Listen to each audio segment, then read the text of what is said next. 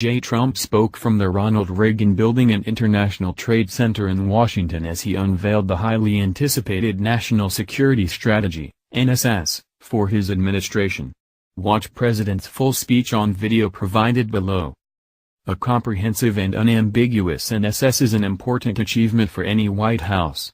A legally mandated process, an NSS explains to American citizens, U.S. allies and partners, and federal agencies how the POTUS intends to put his national security vision into practice. President Trump's strategy is now a reality less than a year after he took office and builds Trump's presidential action to restore respect for America abroad and renew confidence at home.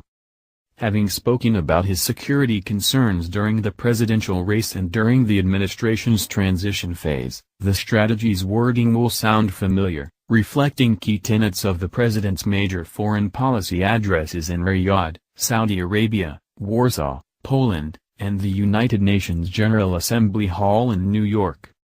Representative Mac Thornberry, Republican Texas, the chairman of the House Armed Services Committee, upon reading President Trump's national security strategy said in a press statement, "I commend the administration on producing a responsible national security strategy that is based in America's national interest and grounded in common sense. The strategy depends on the U.S. military maintaining its edge over our adversaries, remaining agile and deployable, and retaining the ability to reassure our allies and deter our enemies. To achieve that goal, Congress has to stop asking our military to do more with less and pass adequate and reliable funding for our troops.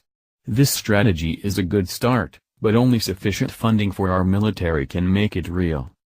According to NSS, strategic confidence enables the United States to protect its vital national interests.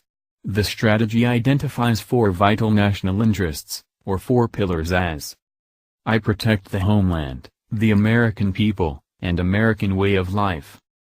2. Promote American prosperity. 3. Preserve peace through strength. 4. Advance American influence. New York Times columnist slams news media's Trump coverage.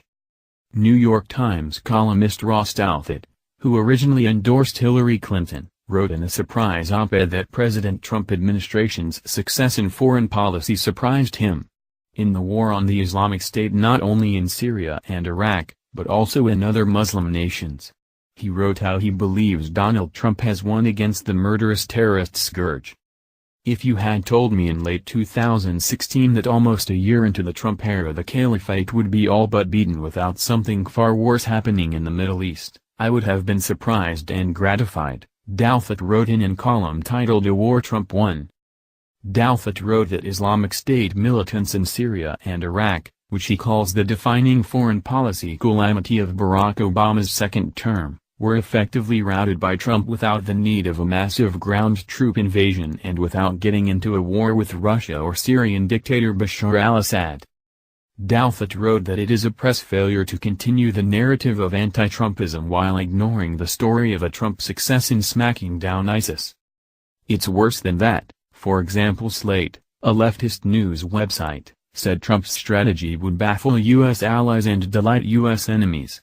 The news analysis by Fred Kaplan shows another example of a man who is barely a professional journalist yet believes he knows more about the armed forces, counterterrorism, law enforcement and intelligence subjects than the professionals who spent their lives protecting the American people, said former U.S. Marine and civilian police officer Nolan Fitzpatrick, who holds a doctorate in criminal justice administration.